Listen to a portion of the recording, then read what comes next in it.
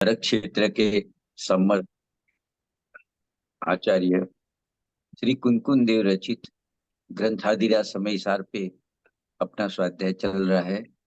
उसके पहले पूर्वांग अधिकार की बात चल रही है। उसमें अपने यहाँ तक देखा 33वीं गाथा तक अपना विषय हुआ है। एक निश्चय व्यवहार स्तुति का प्रकरण अपने 26वीं गाथा से शुरू किया था। वो 33वीं गाथा तक उसको समाप्त किया। तो बाद में उसको 2 मिनट देख लेते हैं वो क्या बैक में गया उसको, कि आचार्य अमृतचंद्र देव ने उसके वो निश्चय व्यवहार स्तुति की जो व्याख्या बताई और उसको समाप्त भी की। उसके उपसंहार रूप में 2 काव्य लिखे हैं। उसमें संपूर्ण वस्तु का उपसंहार करके उसका निष्कर्ष प्रस्तुत किया है। खाली उसको जरा देख लेते हैं 2-3 मिनट में, फिर नए विषय में चले जाते हैं। एक कलश में, पहले कलश में आचार्य भगवान कहते हैं पद्य में, इस आत्मा और देह का एकत्व बस व्यवहार से, यह शरीर आश्रित स्तवन भी इसीलिए व्यवहार से, परमार्थ से स्तवन है चिद भाव का ही अनुभवन, परमार्थ से तो भिन्न ही है देह और चैतन्य घन। मतलब 2 कलश को साथ में ऐसे अपने हिंदी हरि गीत में पढ़ा। उसमें पहले कलश में मुख्य 3 बात की है कि शरीर और आत्मा के व्यवहार नहीं से एकत्व है, किंतु निश्चय नहीं से नहीं है एक पना। इसलिए शरीर के स्तवन से आत्मा का स्तवन व्यवहार से ही कहलाता है, निश्चय से नहीं कहलाता है। निश्चय से तो चेतन के स्तवन से ही चेतन का स्तवन होता है, और वह चेतन का निश्चय स्तवन कहा जहाँ जितेंद्रिय, जीत मोह और क्षीण मोह जो 31, 32, 33 गाथा की उस रूप से जैसा कहा वैसा निश्चय स्तवन होता है। चेतन का चेतन से स्तवन होता है, वही निश्चय स्तवन है। और शरीर और आत्मा को व्यवहार से कहा जाता है, तो शरीर के माध्यम से जो आत्मा का स्तवन होता है वो व्यवहार स्तवन है। तो इस प्रकार अज्ञानी ने तीर्थंकर के व्यवहार स्तवन के आधार पर जो प्रश्न खड़ा किया था, उसका नए विभाग का इस प्रकार से आचार्य देव ने उत्तर दिया, जिसके बल से यह सिद्ध हुआ कि आत्मा और शरीर निश्चय से एक नहीं है। ये पहले कलश में बताया।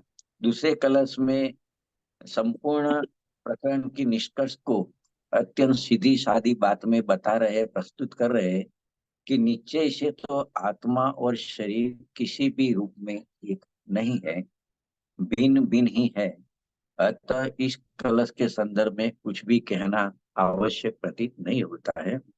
कलश का हरि गीत इस प्रकार से है, इस आत्मा अरे देह के एकत्व को नई युक्ति से निर्मूल ही जब कर दिया तत्वज्ञ मुनिवर देव ने, यदि भावना है भव्य तो फिर क्यों नहीं सद्बोध हो, भावोल्लसित आत्मार्थियों को नियम से सद्बोध हो।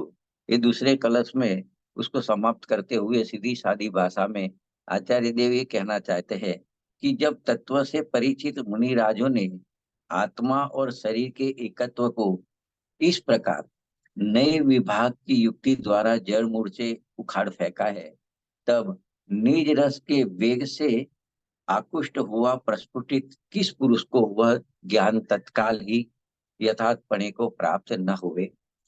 इस कलश के माध्यम से आचार्य देव को ये कहना है कि जब सर्वज्ञ देव ने, तत्व मर्मज्ञ आचार्य देव ने, ज्ञानी धर्मात्माओं ने नए विभाग के द्वारा शरीर और आत्मा के एकत्व को जड़ मूल से ही उखाड़ फेंका है, पूरी तरह निरस्त कर दिया है, तो फिर ऐसा कौन व्यक्ति है कि जिसकी समझ में देह बीन है और आत्मा बीन है, ये बात नहीं आएगी। मतलब तात्पर्य ये है कि जिसे निज रस का रस है, जो निज रस के वेग से आकृष्ट है, प्रस्फुटित है, स्फुरायमान है, उत्साहित है, उसे तो यह बात अवश्य ही समझ में आ जाएगी कि देह और आत्मा भिन्न है। यह कहकर आचार्य देव ने आत्मरसिक पर अटूट आस्था व्यक्त की है। साथ ही यह भी कह दिया कि जिसकी समझ में अब भी ना आवे तो ऐसा समझना चाहिए कि वह आत्मरसिक है ही नहीं। आत्मरस उसे आकर्षित ही नहीं करता है। आत्मा की प्राप्ति के लिए उसका वीर्य उल्लसित ही नहीं होता है, पुरायमान नहीं होता है। यह कहकर आचार्य देव ने इस प्रकरण को समाप्त किया। क्योंकि कलश के बाद आचार्य देव ने तत्काल लिखा कि इस प्रकार अप्रतिबुद्ध ने 26वीं गाथा में जो युक्ति रखी थी उसका हमने निराकरण कर दिया। तो यहाँ एक प्रकरण स्तुति वाला पूरा होता है। अब जो आज अपने लेने जा रहे हैं वो 34वीं और 35वीं गाथा है, 35वीं गाथा है, उसकी बात अभी करेंगे। तो देखो, उसकी पहले एक उस्थानिका है। उस्थानिका से उस गाथा की उस्थानिका से गाथा की विषय वस्तु अपने ध्यान में आती है कि आचार्य भगवान इस गाथा में क्या कहने वाले हैं। उसको शॉर्ट में ऐसे तो एक दो या तीन लाइन में समाप्त करते हैं, लेकिन ये समयसार ग्रंथ की 415 गाथा है। उसमें सबसे लंबी उस्थानिका इस गाथा की है। ये 34-35 वाली गाथा की है। इतनी लंबी उस्थानिका है कि शायद दूसरी कोई गाथा की इतनी लंबी उस्थानिका नहीं है।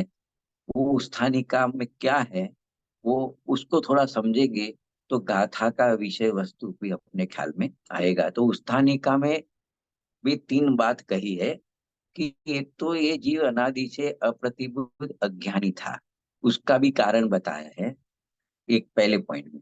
दूसरे पॉइंट में वो प्रतिबुद्ध हुआ, और कैसे हुआ वो भी बताया है उस्थानिका में। फिर मूल प्रश्न शुरू होता है कि जब वो प्रतिबुद्ध हो गया तो उनको वो अपने को अपने से ही जानने देखने वाला हो गया, अपने को अपने से जानने देखने वाला हो गया। अभी उसको एक काम बाकी रह गया कि वो पर के त्याग का इच्छुक है। तो अभी वो प्रश्न ऐसा करता है कि अभी ये प्रत्याखान यानी त्याग क्या है, किस विधि से पर द्रव्य का त्याग होता है। मूल प्रश्न ये है। पहले तो अप्रतिबुद्ध था अनादि से, मोह के संस्कार से। फिर उसने आत्मा का ज्ञान किया, तत्व ज्ञान रूप ज्योति प्रकट की तो प्रतिबुद्ध ज्ञानी हुआ। उसने आत्मा का आत्मा से श्रद्धान किया, आत्मा को जाना। अभी बात क्या आती है कि श्रद्धा ज्ञान तो हो गया, अभी परद्रव्य का त्याग करना चाहता है। तो वो प्रश्न ये पूछ रहा है कि ज्ञान श्रद्धा तो हो गया, लेकिन अब परद्रव्य का त्याग कैसे होएगा, ये मूल प्रश्न है। और उसके उत्तर में आचार्य भगवान 34वीं गाथा बताते हैं और 35वीं गाथा में उसका दृष्टांत देके समझा रहे हैं। तो देखो, इसमें फिर से मूल स्थानिका है, उसको पढ़ लेते हैं अमृतचंद्र आचार्य देव की। कि यह अज्ञानी जीव अनादिकालीन मोह की संतान से निरूपित आत्मा और शरीर के एकत्व के संस्कार से अत्यंत अप्रतिबुद्ध था। ये अनादि से ऐसा था शिष्य। उसकी बात बताई। अब वह तत्व ज्ञान रूप ज्योति के प्रकट उदय होने से, अभी थोड़े दृष्टांत से समझाते हैं कि नेत्र के विकार की भ्रांति पटल रूप आवरण कर्मों के भली भ्रांति उगड़ जाने से प्रतिबुद्ध हो गया और अपने आप को स्वयं से ही साक्षात दृष्टा जानकर श्रद्धांकर उसी का आचरण करने का इच्छुक होता हुआ पूछता है कि इस आत्मा को अन्य द्रव्यों का प्रत्याख्यान क्या है। इतनी लंबी उस्थानी का है। इसमें तीन बात मुख्य आई कि देखो, उसको थोड़ी और दोबारा दूसरा भी उसको पढ़ लेते हैं कि अनादि से तो यह आत्मा शरीर और आत्मा को एक ही मान रहा था। एक बात, आत्मा और देह को अत्यंत दृढ़ एकत्व के संस्कार से अत्यंत अप्रतिबुद्ध था। ये पहले नंबर की बात हुई। तो वो अज्ञानी था। दूसरी बात, पर अब उसने तत्व ज्ञान ज्योति के प्रभाव से उसका आवरण हट जाने से अपने ज्ञाता दृष्टा स्वभाव को जान लिया, पहचान लिया। ये दूसरी बात हुई। अब आचरण में उतरना चाहता है। ज्ञान श्रद्धा हो गया, अब आचरण में उतरना चाहता है। इसलिए अब यह अन्य द्रव्यों का त्याग का स्वरूप जानना चाहता है। मतलब अन्य द्रव्यों की त्याग की विधि क्या है वो जानना चाहता है।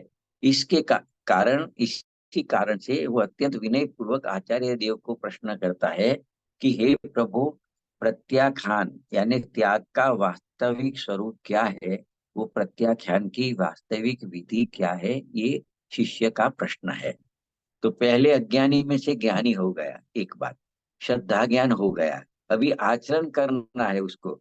तो उसमें प्रत्याख्यान त्याग का स्वरूप उसने पूछा कि साहब प्रत्याख्यान का स्वरूप क्या है, पर वस्तु के त्याग का स्वरूप क्या है, ये प्रश्न है। ये देखो, अप्रतिबुद्ध से प्रतिबुद्ध हुआ ना, उसके लिए नेत्र का दृष्टांत दिया था। तो यहाँ नेत्र का उदाहरण देकर बात स्पष्ट की गई कि जिस प्रकार विकृत आंखों से रंग सही दिखाई नहीं देते हैं, लेकिन नेत्र विकार दूर हो जाने से पर सब कुछ साफ साफ दिखाई देने लगता है। इसी प्रकार जब तक आत्मा अप्रतिबुद्ध था, अज्ञानी था, तब तक पर द्रव्य में अपनत्व भाषित होता था, देह और आत्मा में एकत्व भाषित होता था। पर अब वह प्रतिबुद्ध हो गया, अतः सब कुछ उसको स्पष्ट हो गया। इसलिए अब वह पर से छुटकारा पाना चाहता है। अभी उसको आत्मा का ज्ञान संतान हो गया, तभी पर से छूटा होना चाहता है, छुटकारा पाना चाहता है। यही कारण है कि वह प्रत्याख्यान के त्याग के सही स्वरूप के बारे में जानना चाहता है, कि प्रत्याख्यान की त्याग की विधि क्या है, वो जानना चाहता है। तो देखो, ऐसे शिष्य की जिज्ञासा, प्रत्याख्यान त्याग की विधि की जिज्ञासा हुई शिष्य को, उसको शांत करने के लिए आचार्य देव 34वीं और 35वीं गाथा में यह प्रत्याख्यान का स्वरूप और उसकी विधि उदाहरण सहित स्पष्ट करते हैं। मतलब 34 गाथा में विधि बताई, 34वीं गाथा में और 35वीं गाथा में उसका दृष्टांत दिया है। तो अब कुनकुन आचार्य देव की गाथा प्राकृत में पहले मैं पढ़ता हूँ। सविभावे जम्हा पच्च खाई परेति नानुनम तम्हा पच्च खानम नानम जियमा मुने दवम। ये 34वीं गाथा हुई। 35वीं गाथा में दृष्टांत है। जह नाम को विपुरीसो पर द्रव्य मीणम ति जानिंदु चदी तसव्ये पर भावे नाउणम विमुच्य दे नानी। उसका हिंदी हरि गीत भी पढ़ लेते हैं। पहले 34वीं गाथा पढ़ते हैं। ऐसे बहुत सरल है हिंदी गाथा तो। पर भाव को पर जाने कर परित्याग उनका जब करे, तब त्याग हो बस इसलिए ही ज्ञान प्रत्याख्यान है। अब 35वीं गाथा में दृष्टांत देते हैं।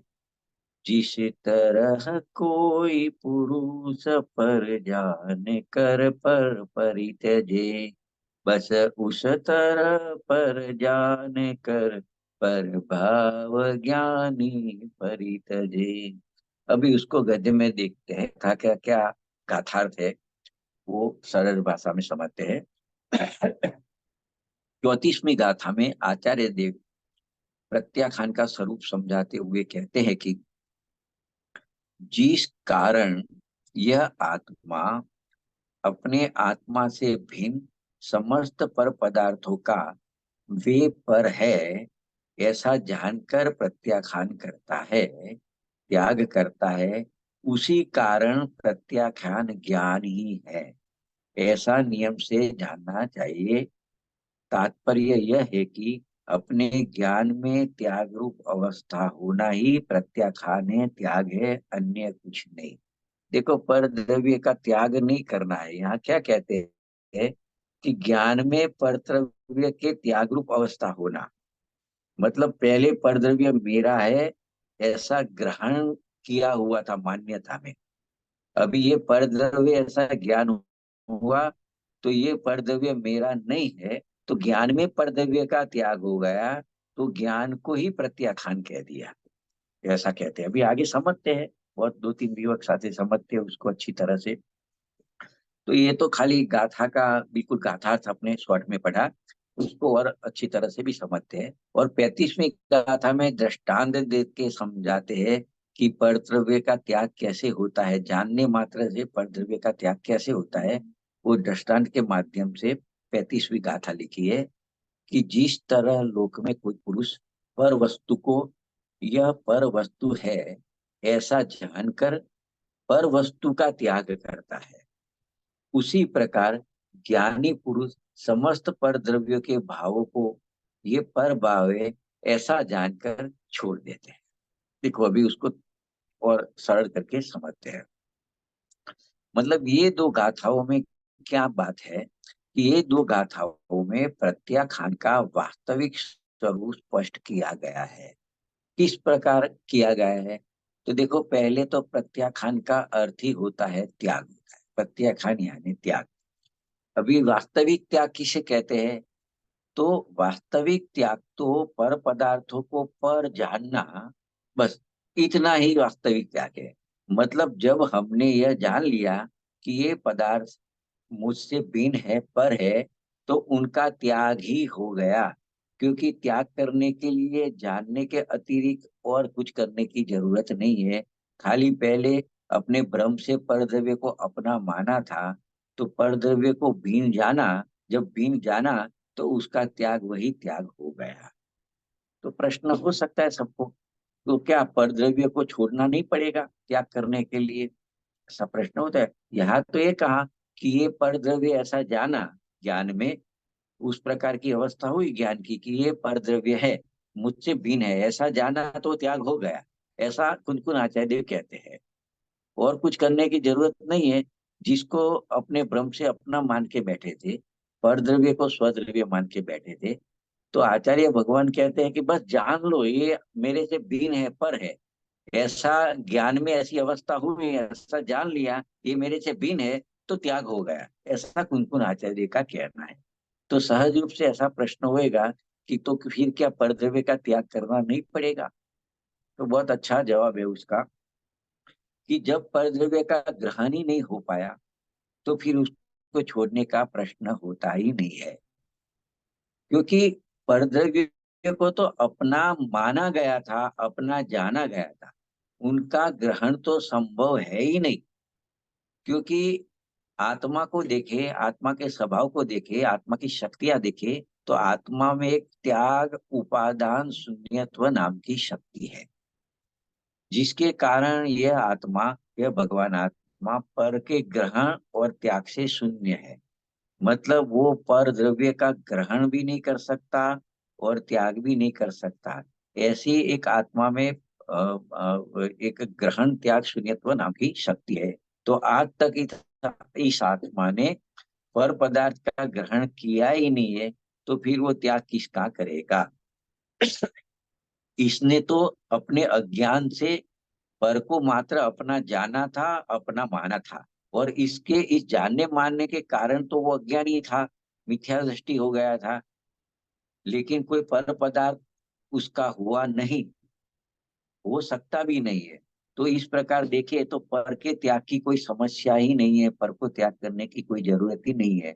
मात्र क्या होता है कि जिन जिन पर पदार्थों को अज्ञान से अपना जाना था, अपना माना था, वो अपना जानना मानना त्याग करना, जिसको जाना माना था उसका त्याग करना, छोड़ना, वही उसका त्याग हो गया। मतलब जो जाना माना था उसको त्यागना, वो जानने वाली बात को त्यागना, ये पर्दे मेरा है ऐसा जाना था, ये पर्दे मेरा है ऐसा माना था, उसका त्याग होए। बस वो जानने में मानने में उसका त्याग होए, यही पर का त्याग है। इसी कारण प्रत्याख्यान भी ज्ञानी है, इससे कुछ अन्य नहीं है। मतलब ज्ञान में भ्रम से ग्रहण किया था मान्यता में, तो मान्यता जाती है। ज्ञान अज्ञान रूप हो रहा था कि ये परद्रव्य मेरा है, ऐसा ज्ञान अज्ञान रूप परिणमन हो रहा था। तो अभी ज्ञान में ऐसा परिणमन हुआ कि ये परद्रव्य मेरा नहीं है, बस तो वो उसका त्याग हो गया। इतनी बहुत सरल भाषा में कुनकुन आचार्य देव इसको समझाते हैं। तो पर को अपना जानना मानना, वो त्यागना, जो जाना माना था उसको त्यागना, वही सच्चा प्रत्याख्यान है।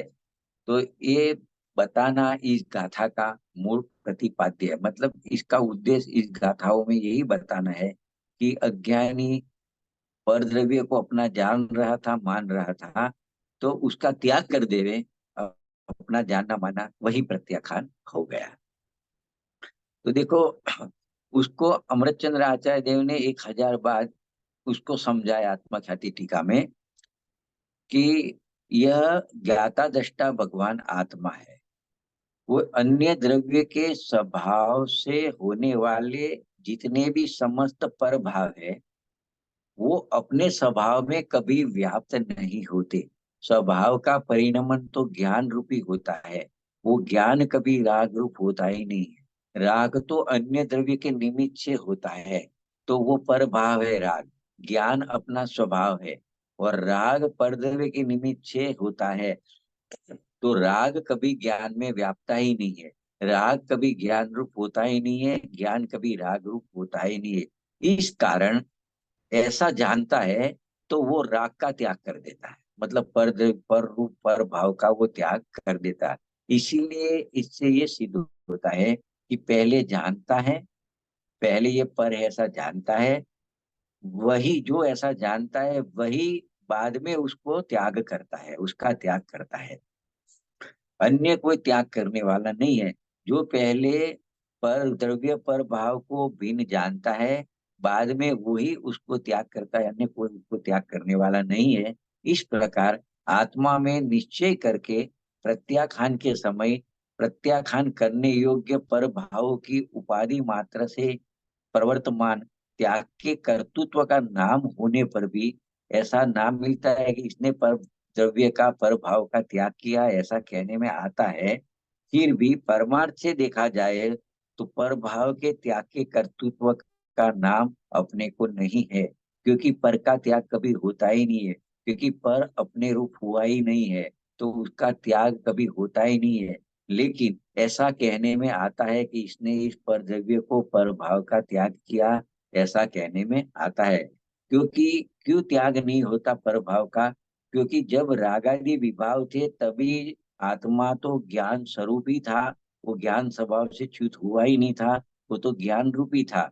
और जब वो पर भाव, ये पर भाव है राग आदि, ऐसा जब ज्ञान होता है तो वो राग आदि छूट जाता है, तभी भी वो तो ज्ञान स्वरूप ही रहता है। इसलिए प्रत्याख्यान ज्ञान ही है, ऐसा अनुभव करना चाहिए। मतलब जब अज्ञान रूप परिणमन था कि ये परद्रव्य प्रभाव मेरे है, तभी ज्ञान रूप परिणमन हुआ तो वो अपने आप त्याग हो गया कि मैं तो ज्ञान रूपी हूँ, मैं तो परद्रव्य रूप हुआ ही नहीं, मैं तो रागादि रूप हुआ ही नहीं है। तो ऐसा जब जानना होता है, ज्ञान होता है, तो वो परद्रव्य का अपने आप त्याग हो जाता है। मतलब उसको परद्रव्य का त्याग कहाँ, पर भाव का त्याग हुआ ऐसा कहने में आता है। अभी ये तो 34वीं गाथा की बात हुई। इसी बात को दृष्टांत से दृष्टांत तक 35वीं गाथा है, उसमें धोबी का दृष्टांत देके यही बात को समझाते हैं और सरल करने के लिए। 3-4 दफे रिपीट होएगी तो ये बात बिल्कुल अपने को एकदम से समझ में आ जाएगी। देखो, दृष्टांत में क्या सिद्ध करते हैं कि जिस प्रकार कोई पुरुष धोबी के घर से ब्रह्मवश दूसरे का वस्त्र वस्त्र लाकर उसे अपना समझकर ओढ़ कर सो रहा है। कोई व्यक्ति धोबी के वहां गया और भ्रम से दूसरे का वस्त्र था उसे अपना समझकर घर पे लेके आया और ओढ़ के सो गया, ओढ़ के सो रहा है, और अपने आप ही अज्ञानी हो रहा है। अज्ञानी किस प्रकार? कि अपना वस्त्र था नहीं, ऐसा अपना वस्त्र था नहीं लेकिन अपना माना, वो अज्ञान था उसका। अपना जाना, अपना था नहीं अपना जाना दूसरे का वस्त्र, तो वो अज्ञान अपने आप ही अज्ञान रूप हो रहा था। किंतु जब दूसरा व्यक्ति जिसका वस्त्र था वो व्यक्ति आया और उसका छेड़ा पकड़ के उसको कहता है कि देखो ये चिन्ह मेरा है, मेरे नाम का पहला अक्षर है इसमें, चिन्ह बताकर कहता है ये वस्त्र तो मेरा है, तो उसको कहता है तू शीघ्र जाग, तू सावधान हो, यह मेरा वस्त्र गलती से तेरे पास आ गया है, ये मुझे दे दे। जब बारंबार ये बात करता है वो सामने वाला व्यक्ति, तो ये सुनता हुआ उस वस्त्र के सर्व चिन्हों को भली भ्रांति परीक्षा कर लेता है कि ये वस्त्र सच्ची में मेरा है कि उसका है। फिर उसको यह तय हो जाता है कि अवश्य यह वस्त्र दूसरे का ही है, मेरा नहीं है। ऐसा जाना, तो ऐसा जानकर वो खुद ही ज्ञानी हुआ कि पहले अज्ञान था कि अपना वस्त्र नहीं था, अपना जाना था, वो ज्ञान था। अभी ये वस्त्र मेरा नहीं है, दूसरे का है, ऐसा जाना, वो ज्ञान हुआ। तो अपने आप अज्ञानी हो रहा था, अपने आप ज्ञानी हुआ। पर ज्ञानी होता हुआ वो वस्त्र को शीघ्र ही त्याग देता है कि ये वस्त्र मेरा नहीं है, ऐसा करके उसको त्याग देता है। तो ये तो दृष्टांत हुआ। पर भाव की जगह वस्त्र लिया, तो वो दूसरे का पर भाव यानी दूसरे का भाव था, उसको अपना भाव मान के बैठे थे। अपना भाव तो ज्ञान भाव था, कोई विभाव भाव अपना भाव नहीं था। वो तो पर के लक्ष्य हुआ भाव था, तो पर भाव था। वो अपना भाव मान के बैठा हुआ था, तो अज्ञान रूप खुद ही हो रहा था। अभी उसको पता चली कि राग तो विभाव है, स्वभाव भाव नहीं है, मेरा भाव तो ज्ञान भाव है। तो राग मेरा भाव नहीं, ऐसा जाना, तो वो राग भाव को छोड़ देता है। तो देखो क्या कहते हैं, उसी प्रकार आत्मा भी ब्रह्मवश पर द्रव्य के भावों को ग्रहण करके उन्हें अपना जानकर, अपना मानकर, अपने में एक रूप करके सो रहा है। अनादि से ऐसा हुआ है और अपने आप अज्ञानी हो रहा है। किंतु जब श्री गुरु प्रभाव का विवेक करके, वेद ज्ञान करके उसे एक आत्म भाव रूप करते हैं और कहते हैं कि तू शीघ्र जाग, सावधान हो, यह तेरा आत्मा एक ज्ञान मात्र ही है। उसे कहते हैं कि तू शीघ्र जाग, सावधान हो, यह तेरा आत्मा ज्ञान मात्र ही है, अन्य सब परद्रव्य के भाव है। जब बारंबार ऐसा कहने से, ऐसा आगम वाणी वाक्य सुनता हुआ, वह समस्त पर के चिन्हों से भली भ्रांति परीक्षा करके ऐसा तय करता है कि अवश्य ये भाव परभावी है, मैं तो एक ज्ञान मात्र ही हूँ। यह जानकर ज्ञानी होता हुआ सर्व भावों को, पर भावों को तत्काल ही छोड़ देता है। तो देखो क्या कहते हैं, यहाँ धोबी के घर से ब्रह्मवश भूल से लाए गए वस्त्र को अपना मानकर सोने वाला पुरुष और उसे जगाकर वस्तु स्थिति का ज्ञान कराने वाला पुरुष का उदाहरण देके यह समझाया गया है कि यह आत्मा अनादि से ही पर पदार्थों को अपना मानकर स्वयं अज्ञानी हो रहा है। अज्ञान का कारण यही है, पर भाव को अपना भाव माना है और पर भाव से एकत्व किया है, वही उसका अज्ञान भाव है। तो ऐसा खुद ही स्वयं अज्ञानी हो रहा है। किंतु जब सब सदगुरु समझाते हैं कि हे भा, ये पर भाव तेरे नहीं है, तू तो ये पर भाव से बिन ज्ञानानंद स्वभावी आत्मा है। जब सदगुरु बारंबार ऐसे समझा से है, तो वो सचेत हुआ, यह आत्मा समस्त पर पदार्थों में से एकत्व बुद्धि पर भावों से एकत्व बुद्धि छोड़ देता है, उससे अपनापन तोड़ देता है, उससे मुंह मोड़ लेता है और अपने में अपनापन जोड़ लेता है। यह संपूर्ण क्रिया प्रक्रिया ज्ञान में ही संपन्न होती है। कि इसको अपना माना था, पर भाव को वो भी ज्ञान में जाना था, और ये अपना नहीं है ऐसा जाना, वो भी ज्ञान में हुआ। तो ये सब प्रक्रिया ज्ञान में ही होती है। क्योंकि पर पदार्थ या पर भाव तो कभी अपने भाव हुए ही नहीं है, मात्र उन्हें अपना जाना था और अब उन्हें अपना जानना छोड़ दिया। मतलब यह सब कुछ ज्ञान में ही घटित हुआ। इसके लिए कहा ज्ञान ही प्रत्याखान है। मतलब ज्ञान में ही अज्ञान भाव का त्याग हुआ, वही प्रत्याखान हो गया। अथवा तो सही ज्ञान हुआ, तो वो पर भाव का अपने आप त्याग हो गया, ऐसा उसको कहने में आता है। तो अपने कुनकुन आचार्य देव के भाव समझे, अमृतचंद्र आचार्य देव ने भी उसको सरल करके समझाया, दोनों को अपने समझे। अभी एक और बनारसी दास जी है, उस वो भी इसको इस तरह से समझाते हैं। उनका छंद है सवैया 31। 32 नंबर का छंद है उनका, बनारसीदास जी का। वो कहते हैं, उनका छंद पढ़ लेते हैं पहले। जैसे को जन गयो धोबी के सदन तीना। जैसे कोई व्यक्ति धोबी के घर गया, पही रहो परायो वस्त्र मेरो मानी रहो है। कोई व्यक्ति धोबी के घर जाता है और दूसरे का वस्त्र पहनकर उसे अपना मान रहा है। 2 लाइन में ऐसा कहा। धनी देखी कहो भैया, यह तो हमारो वस्त्र। वो वस्त्र का मालिक है, उसने देखा कि इसने मेरा वस्त्र पहना है, तो उसने उसको कहा कि ये तो मेरा वस्त्र है, और उसका चिन्ह बताया। तो चिन्ह है पहचानत ही त्याग भाव लय है। तो जिसने पहना था उसने वस्त्र का चिन्ह देखा, तो उसको पता चल गया कि ये मेरा वस्त्र नहीं है, मेरा जान के मैंने पहना है, तो वो वस्त्र का त्याग कर देता है। मतलब ये वस्त्र मेरा नहीं है, ऐसा जान पड़ा हुआ, वही वो भाव हुआ, वही उसका त्याग हो गया, ऐसा कहते हैं। इसको आगे ले जाते हैं। तैसे ही, ये तो दृष्टांत है, तैसे ही अभी दृष्टांत समझाते हैं। तैसे ही अनादि पुद घल सो संयोगी जीव। उस तरह से जैसे वस्त्र पहना हुआ था दूसरे का, उस तरह से शरीर भी एक वस्त्र है। आत्मा ने इस शरीर रूपी वस्त्र को पहना हुआ है अनादि से। मतलब शरीर का संयोग है जीव के साथ। अब उसके संग के ममत्व सो विभावता में बह्यो है, और उसके संग में उसका लग करके विभाव रूप परिणमित हुआ है। लेकिन भेद ज्ञान भयो जब, जब भेद ज्ञान होता है कि शरीर भिन्न है आत्मा भिन्न है, दोनों के लक्षण भिन्न भिन्न है, तो दोनों के भिन्न भिन्न लक्षण से दोनों को भिन्न भिन्न जान लेता है। तो इसके लिए कहा भेद ज्ञान भयो जब, आपो पर जान्यो तब। तब आपो पर, मतलब ये शरीर भिन्न है और आत्मा भिन्न है, ऐसा उसने जान लिया। तो न्यारो पर भाव सो स्वभाव निज गयो है। तो जो पर भाव शरीर के लक्ष्य जो विभाव होते थे, रागादि होते थे, इष्ट अनिष्ट के भाव होते थे, वो सब भाव उसके छूट उससे भिन्न हो गया। और स्वभाव वह मेरा तो ज्ञान भाव है, ज्ञान मात्र है, ऐसे निज भाव को ग्रहण कर लेता है।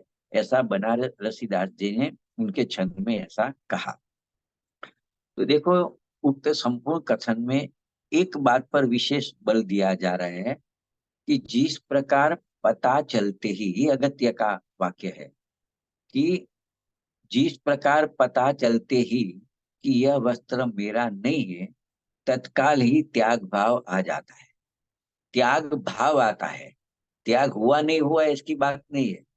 ये पर द्रव्य है, पर की चीज है, ऐसा जैसे ख्याल आता है, ऐसा पता चलता है, तो अंदर में त्याग भाव आ जाता है।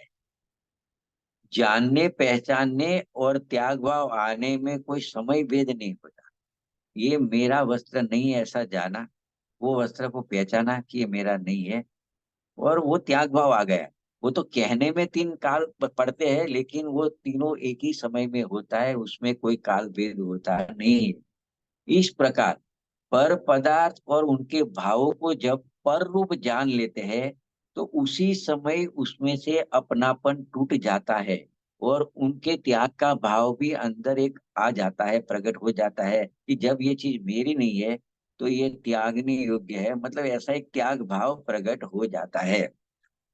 ये बात अलग है कि तत्काल उस वस्त्र को वह व्यक्ति छोड़ न पावे, क्योंकि जब तक दूसरे वस्त्र की व्यवस्था नहीं होगी, तब तक लाज की सुरक्षा के लिए कदाचित उसके ओढ़े पहने रखेगा, लेकिन उसमें से अपनापन तो टूट गया, उसका त्याग भाव तो अंदर प्रकट हो जाता है। तो वो वस्त्र की दृष्टांत की बात हुई। इसी प्रकार रागादि भावों को पर जान लेने पर भी कुछ काल तक रागादि भावों का संयोग देखा जा सकता है, लेकिन उसमें से अपनापन टूट जाता है, वो रागादि भावों में अपनापन टूट जाता है। और जब अपनापन टूट जाता है, तो वो रागादि भाव भी एक दिन अवश्य छूट जाते हैं। तो ऐसा इसी अध्यात्म में ये समझाना है कि उसको रागादि भाव टूटने में भले समय लगे, उसका त्याग भाव तो अंदर हो ही गया कि ये मेरा भाव नहीं है, तो त्याग भाव तो तुरंत प्रकट हो गया उसमें से अपनापन टूट जाने से। तो उसके साथ साथ एक अनंतानुबंधी संबंधी राग तो नियम से छूट जाता है। राग रह जाता है लेकिन राग का राग टूट जाता है, क्योंकि मिथ्यात्व गया, ये मेरा है, ऐसी मान्यता जो मिथ्यात्व है, जो अपना नहीं है उसको अपना मानना, वो मिथ्यात्व भाव छूटा, तो साथ में अनंतानुबंधी कसाई भी चली जाती है। अतः यह सुनिश्चित है कि श्रद्धा, ज्ञान और चारित्र की शुद्धि एक साथ में ही आरंभ हो जाती है। इसकी पूर्णता में भले काल भेद हो सकता है, पर आरंभ और उत्पत्ति में कोई काल भेद नहीं होता।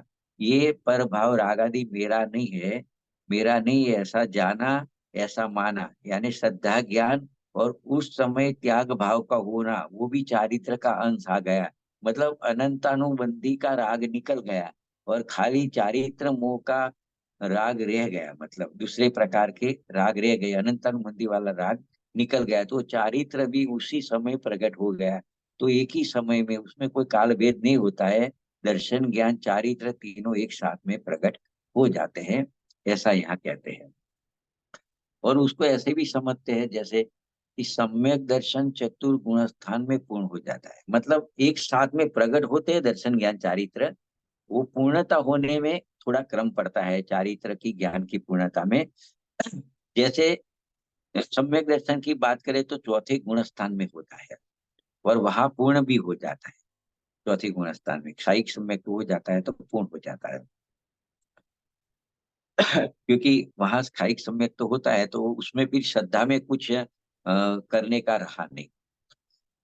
और ज्ञान भी सम्यक तो हो जाता है चौथे गुण स्थान में, लेकिन ज्ञान की पूर्णता 13वें गुण स्थान में होता है, जब केवल ज्ञान होता है, ज्ञान का क्षायिक भाव होता है।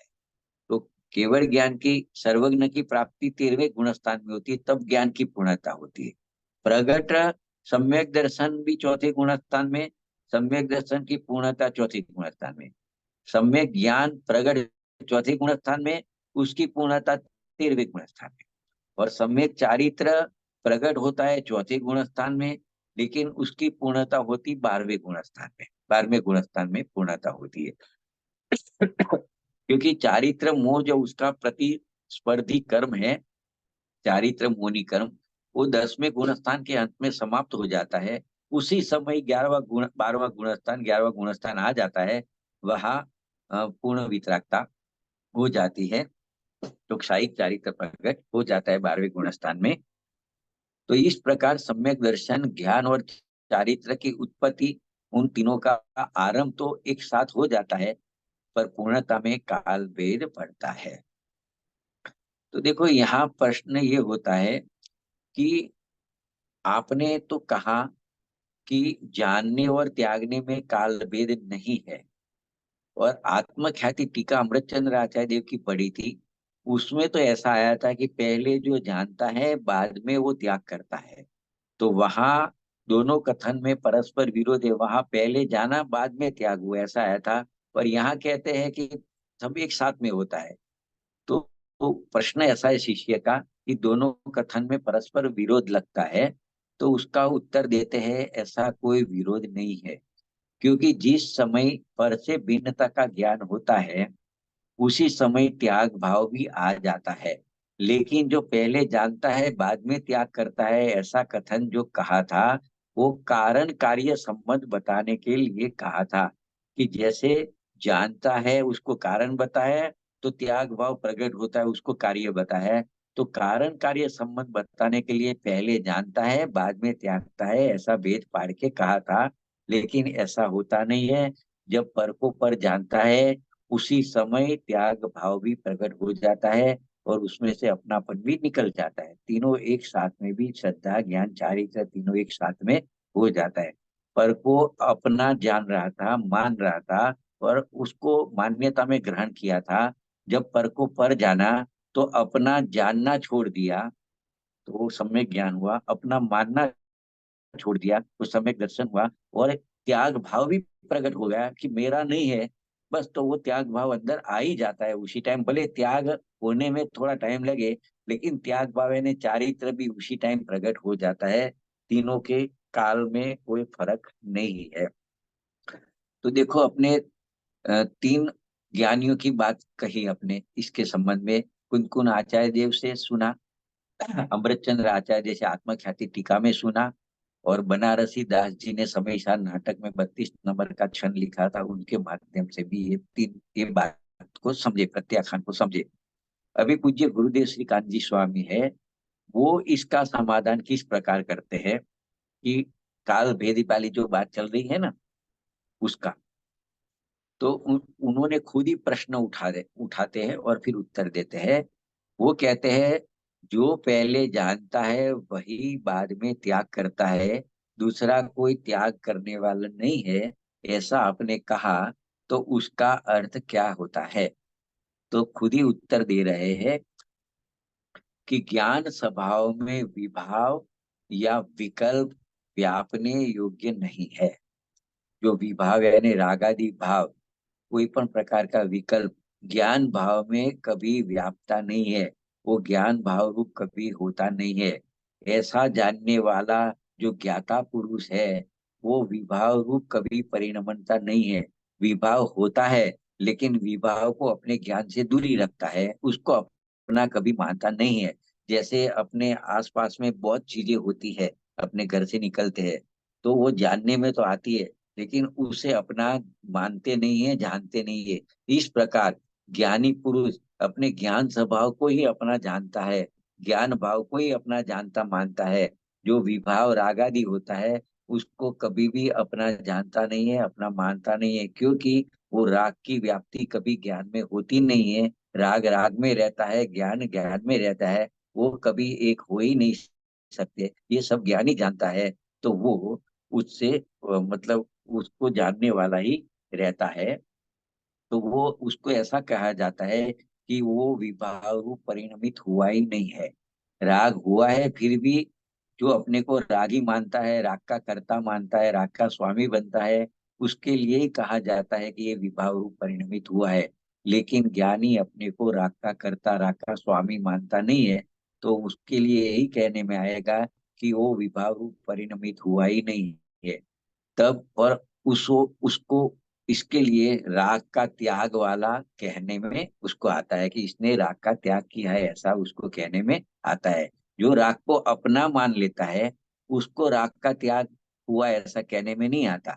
और जो राग को भिन्न जानता है, भिन्न मानता है, अपने रूप नहीं करता है, तो उसके लिए कहा जाता है कि ये राग का इसने त्याग कर दिया, ऐसा कहने में आता है। तो ये सब जानने मानने की प्रक्रिया है त्याग करने में। तो देखो जानने वाला ऐसा जानता है कि मैं तो स्वभाव से देखने जानने वाला ही हूँ, पुण्य पाप के भाव मेरे स्वभाव नहीं होने से वो पर भाव है, अतः उन्हें जानकर उनका त्याग करना है। अर्थात वहां से त्याग करना यानी क्या, वहां से हटकर अपने स्वरूप में ठहरना है। इसी कारण जो कहा कि जो पहले जानता है वह पीछे त्याग करता है, ऐसा कहा जाता है। आत्मख्याति में भी अमृतचंद्र आचार्य ने यही कहा था कि जो पहले जानता है वही बाद में त्याग करता है। वही अंत में निष्कर्ष रूप में यह भी लिखा है कि ज्ञान ही प्रत्याख्यान है। जब ज्ञान ही प्रत्याख्यान है तो फिर ज्ञान और प्रत्याख्यान में जानने और त्यागने में काल भेद कैसे हो सकता है? मतलब कोई काल भेद हो सकता नहीं है। वो आत्मख्याति टीका की एक बात ध्यान देने योग्य है कि भर पर ये बहुत अगत्य की बात है कि पर भाव के त्याग के कर्तृत्व का नाम होने पर भी पर भाव से पर भाव के त्याग के कर्तृत्व का नाम नहीं है। मतलब पर भाव का त्याग कहाँ, वो नाम मात्र है ऐसा कहते हैं। क्योंकि आत्मा ने जब पर भाव को ग्रहण ही नहीं किया है, तब त्याग की बात कैसे हो सकती है? अज्ञान से पर वस्तु को अपनी जानी थी, अपनी मानी थी, इसके लिए पर को निज जानने मानने का ही त्याग होता है। पर द्रव्य का त्याग करने का तो कोई प्रश्न होता ही नहीं है। उसमें भी कुछ करना नहीं है, मात्र यह जानना है कि पर भाव मेरे नहीं है, यह जानने का नाम ही उसका त्याग है। इस प्रकार जानना ही तो त्याग त्याग हुआ। जानने के अतिरिक्त और क्या करना रहता है जिसे त्याग करना कहा जाए। तो इस बात को वापिस गुरुदेव श्री ने भी समझाया है कि सम्यक दृष्टि का जो चारित्र की अस्थिरता का रूप राग रूप परिणमन है, उस राग रूप होकर रहने का मेरा स्वरूप नहीं है, ऐसा जानकर सम्यकदर्शी अंदर स्वरूप में स्थिर होता है।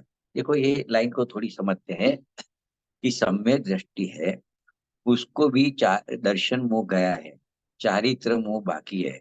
तो चारित्र मोह के उदय में राग रूप परिणमन होता है, लेकिन वो राग रूप परिणमन हुआ है, लेकिन वो सम्यक दृष्टि ये जानता मानता है कि ये मेरा स्वरूप नहीं है। ऐसा जानकर वो अपने स्वरूप में स्थिर होता है। और जब अपने स्वरूप में स्थिर होता है, तो स्वरूप के स्थिरता के काल में राग की उत्पत्ति ही नहीं होती है। तो राग का त्याग हुआ ऐसा कहने में आता है। देखो राग के त्याग करने की इस विधि भी है इसमें, कि जब राग होता है सम्यक दृष्टि के माध्यम से समझाया है, तो उसको चारित्र मोह का उदय है, इसके लिए उसको राग होता है। तो राग होता है, तो राग को अपना स्वरूप नहीं मानता है, तो राग से भिन्न होकर अपने स्वरूप में जाके लीन होता है। तो जितनी समय स्वरूप में लीन रहता है उतने समय राग उत्पन्न नहीं होता है। तो राग का उत्पन्न नहीं होना ही राग का त्याग है। तो राग के त्याग की विधि ये है, यहाँ ऐसे गुरुदेव श्री ने बताया। तो मतलब राग उत्पन्न ही नहीं हुआ तो त्याग करने का प्रश्न रहा ही नहीं। तो राग का उत्पन्न नहीं हुआ ही त्याग हुआ, तो राग का त्याग तो नाम मात्र हुआ ना, कथन मात्र हुआ ना, राग का त्याग कहाँ हुआ, तो उत्पन्न ही नहीं हुआ। जितने समय उपयोग स्वरूप में स्थिर रहा, उतने समय में राग उत्पन्न ही नहीं हुआ, उसको ही राग का त्याग कहा। तो वो तो नाम मात्र हुआ ना, राग ही था ही नहीं, तो त्याग करने का उस समय प्रश्न रहा नहीं। तो परमार्थ से राग के त्याग का कर्ता आत्मा नहीं है, अर्थात पर भाव के त्याग के कर्तापने का नाम भी आत्मा के नहीं है। तो देखो पर द्रव्य को पर रूप से जानो तो पर भाव का ग्रहण नहीं हुआ, वही उसका त्याग है। क्या कहते हैं, पर द्रव्य को पर रूप जाना, तो पर भाव को ग्रहण नहीं किया, तो उसका त्याग हो गया। जब पर द्रव्य को स्वरूप जाना, अपने रूप जाना, तो पर भाव प्रकट होता है। लेकिन पर द्रव्य को पर रूप जाना और उसका लक्ष्य छोड़ा और स्वलक्ष्य में आ गया, तो पर भाव उत्पन्न ही नहीं हुआ, तो वो पर भाव का त्याग हुआ ऐसा कहने में आता है। दूसरी बात, राग की और उपयोग के जुड़ान से जो अस्थिरता होती है कि पहले थी, उस ज्ञानोपयोग के ज्ञान स्वभावी भगवान आत्मा में स्थिर होने पर अस्थिरता उत्पन्न ही नहीं हुई। देखो पहले अस्थिरतावश राग उत्पन्न होता है, लेकिन जब अपने स्वरूप में स्थिर होता है, तो उपयोग अंदर स्वरूप में स्थिर होता है, तो राग की उत्पत्ति हुई नहीं, उसे ही प्रत्याख्यान कहने में आता है। इसीलिए एक अच्छी परिभाषा बनाई है आचार्य भगवंतों ने, गुरुदेव श्री से कही हुई बात है कि इसीलिए स्थिर हुआ ज्ञान ही प्रत्याख्यान है। अपने स्वरूप में जो ज्ञान स्थिर हुआ, उसको ही प्रत्याख्यान कह दिया। स्थिर हुआ ज्ञानी प्रत्याख्यान है। ज्ञान के सिवाय दूसरा कोई भाव प्रत्याख्यान नहीं है। ये ज्ञायक चैतन्य सूर्य में ज्ञान का स्थिर हो जाना, वही प्रत्याख्यान है। क्योंकि वो अपना उपयोग अपने स्वरूप में स्थिर हुआ, तो पर का लक्ष्य छूट गया, तो राग उत्पन्न ही नहीं हुआ, तो राग का त्याग हो गया ऐसा कहने में आता है। आत्मा को जानना वो ज्ञान है, और आत्मा को लगातार जानते रहना वह प्रत्याख्यान है, वही त्याग है, वही ध्यान है। देखो बहुत अच्छी बात है। आत्मा को जानना वो ज्ञान है, और लगातार सतत जानते रहना उसको प्रत्याख्यान भी कहते हैं, त्याग भी कहते हैं, और ध्यान भी कहते हैं। तो प्रत्याख्यान, त्याग और ध्यान ये सभी चारित्र गुण के ही निर्मल परिणमन है, जो ज्ञान की स्थिरता रूप ही होता है। जब ज्ञान स्वरूप में स्थिर होता है, तब ये चारित्र गुण का ऐसा निर्मल परिणमन होता है। मतलब उस टाइम प्रत्याख्यान हो जाता है राग का त्याग हो जाता है और आत्मा का ध्यान हो जाता है। ये सब एकार्थ है, वो चारित्र गुण की निर्मल परिणमन है। अतः यह ठीक ही कहा है कि स्थिर हुआ ज्ञान ही प्रत्याख्यान है। जब ज्ञान अपने में स्थिर हो गया स्वरूप में, तो वही प्रत्याख्यान है। तो ऐसा इसके लिए कहा जाता है। एक और विद्वान को, पांचवें विद्वान को ऐड करते हैं 2 मिनट के लिए। जयचंद जी छाबड़ा साहब, जो समयसार ग्रंथ में गाथा है कुनकुन आचार्य की, टीका है अमृत चंद्र आचार्य, और भावार्थ लिखा है वो जयचंद जी छाबड़ा साहब का लिखा हुआ है। वो भावार्थ में ऐसा लिखते हैं कि आत्मा को परभाव के त्याग का कर्तृत्व है, ऐसा कहना वह नाम मात्र है। वह स्वयं तो ज्ञान स्वभावी ही है आत्मा। वो परद्रव्य को पर जाना और फिर परभाव का ग्रहण नहीं करना ही उसका त्याग हो गया। इस प्रकार स्वरूप में स्थिर हुआ ज्ञान खान है। ज्ञान के अतिरिक्त दूसरा कोई भाव नहीं है। और एक छठे टीकाकार अमृतचंद्र आचार्य देव है, ऐसे एक जयसन आचार्य देव ने तो स्पष्ट शब्दों में लिखा है कि इसीलिए निर्विकल्प ससंवेदन ज्ञान ही नियम से प्रत्याख्यान है। निर्विकल्प ससंवेदन ज्ञान, उसको ही प्रत्याख्यान चारित्र कह दिया, उसको ही चारित्र कह दिया। ऐसा मानना चाहिए, ऐसा जानना चाहिए, ऐसा अनुभव करना चाहिए। ऐसा कहने का तात्पर्य यह है कि परम समाधि काल में ससंवेदन ज्ञान के बल से जो शुद्धात्मा का अनुभव होता है, वह स्वानुभवी निश्चयी प्रत्याख्यान है। तो इस प्रकार के ज्ञान का स्थिर होना ही त्याग है, प्रत्याख्यान है। तो ये जो पहले प्रश्न पूछा था, पहले अप्रतिबुद्ध था, पर द्रव्य को अपना मान रहा था। प्रतिबुद्ध हुआ, अपने आत्मा का ज्ञान हुआ, तो पर द्रव्य को बीन जाना, पर द्रव्य से बीन अपनी आत्मा को जाना, तो और माना, तो श्रद्धा ज्ञान तो हो गया। तो उसका प्रश्न था अभी ये पर द्रव्य से छुटकारा कैसे मिले, पर भाव से छुटकारा कैसे मिले, आत्मा तो ज्ञान स्वभावी है, तो रागादि विभाव से छुटकारा कैसे मिले। तो उसका जवाब हुआ कि तू आत्मा ने जाना तो है ना, अभी आत्मा में स्थिर हो जा। तो स्थिर हो जाएगा तो विभाव पर भाव उत्पन्न ही नहीं होंगे। तो आत्मा में ज्ञान का स्थिर होना, स्वरूप में स्थिर होना, वही प्रत्याख्यान है, वही त्याग है। यह उसका निष्कर्ष निकला। यही इसमें तय किया अपने 6 ज्ञानी के कोटेशन के माध्यम से, उनकी भाषा में, अपने ये समय की मर्यादा में उसको अपने पढ़ा है और समझने की कोशिश किया है। तो इस प्रकार 34 और 35वीं गाथा में दृष्टांत से प्रत्याख्यान का स्वरूप क्या है वो समझ आया कि पर द्रव्य का ग्रहण त्याग तो होता ही नहीं है, क्योंकि आत्मा में त्याग उपादान शून्य तो शक्ति है। न आत्मा पर द्रव्य को ग्रहण कर सकता है, न उसका त्याग कर सकता है। लेकिन पर द्रव्य मेरा है, ऐसा जो मानना जानना है, उसका त्याग होता है। तो ये सब प्रक्रिया ज्ञान में ही होती है। तो ज्ञान ही प्रत्याख्यान है, ऐसा कहने में आता है। तो पर का त्याग हुआ, राग का त्याग हुआ, वो नाम मात्र है। क्योंकि जब ज्ञान ज्ञान में स्थिर हो जाता है, तो राग उत्पन्न ही नहीं होता है, तो राग का त्याग ही कहा जाता है। तो राग का त्याग किया, वो कथन मात्र है। ऐसी 2-3 बातें अपने इसमें से समझी। तो इस प्रकार से 34 और 35 का था, इस प्रकार से अपने विराम लेते हैं। और अगले स्वाध्याय में 36 और 36 गाथा है, उसको देखेंगे। वो बहुत वेद ज्ञान वाली गाथा है। और वो 2 गाथा के बाद में तो आत्मा का संचेतन वाली 38वीं गाथा आएगी। तो उसको आगे विषय को आगे अगले स्वाध्याय में बढ़ाएंगे। यहाँ विराम लेते हैं अपने।